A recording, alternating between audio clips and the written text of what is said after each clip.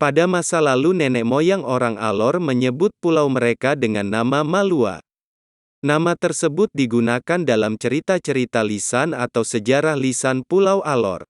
Konon, nenek moyang suku-suku yang terdapat di Alor datang dari berbagai tempat, salah satunya adalah suku Tanglapui dari Alor Timur. Mereka menyebutkan, dalam cerita lisannya, bahwa nenek moyang mereka berasal dari Pulau Timor yang berlayar ke Pulau Malua dengan menaiki perahu. Hingga kini masyarakat Tanglapui masih meyakini bahwa perahu nenek moyang mereka masih tersisa bangkainya dan sudah menjadi batu di wilayah dataran tinggi Tanglapui, tepatnya di Desa Lankoli. Selain Pulau Malua, pada masa lalu juga dikenal nama Galiau sebagai nama lain untuk Pulau Pantar. Pulau Galiau, atau sekarang Pantar, merupakan pulau terbesar kedua di Kabupaten Alor. Pulau Pantar terletak di sebelah barat Pulau Alor. Selain kedua pulau besar tersebut, Kabupaten Alor juga memiliki beberapa pulau kecil lainnya, seperti Pulau Pura, Pulau Ternate, Pulau Buaya, Nuha Beng, Pulau Kepa, Pulau Tereweng, Pulau Kangge, dan Pulau Rusa. Pulau yang terakhir dinamai demikian karena di pulau itu masih banyak ditemukan rusa yang menjadi binatang favorit masyarakat tradisional Alor untuk diburu.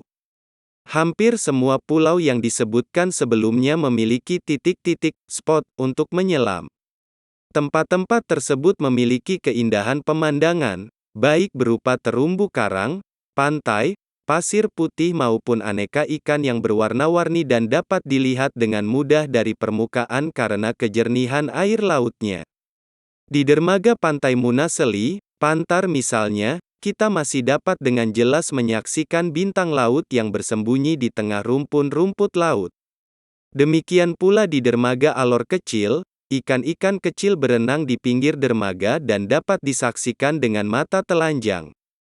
Titik-titik untuk menyelam di dalam atau di permukaan, snorkeling, bagi para pecinta olahraga bawah laut terdapat di banyak tempat, seperti di pantai sebanjar Alor Besar, Pulau Kepa, Pulau Ternate, Pulau Pura, Pulau Tereweng, Pulau Sika, Liang Lolong, dan Javatena. Penyelam dari dalam dan luar Indonesia menjadi pelanggan tempat-tempat tersebut.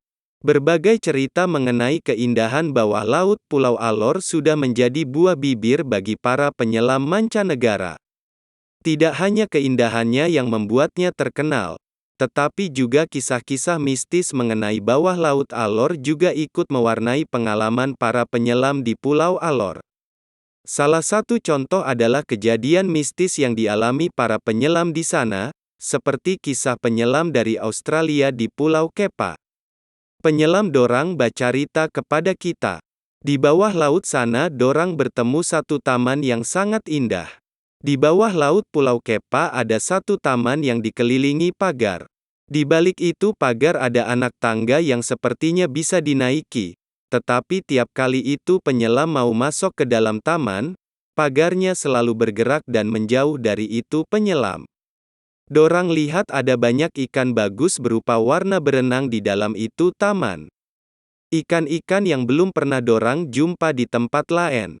Ajaib, pagarnya bergerak. Dorang akhirnya naik kembali ke permukaan karena merasa takut dan heran. Demikian sebuah kisah mistis di bawah laut Pulau Kepa yang pernah dituturkan oleh Bapak Sere. Beliau adalah seorang pawang ritual Pou Hari yang selalu dilaksanakan di Pulau Kepa untuk menghormati makhluk bawah laut yang masih diyakini oleh suku Manglolong, Alor Kecil. Lokasi Alor Kecil dan Pulau Kepa saling berhadapan.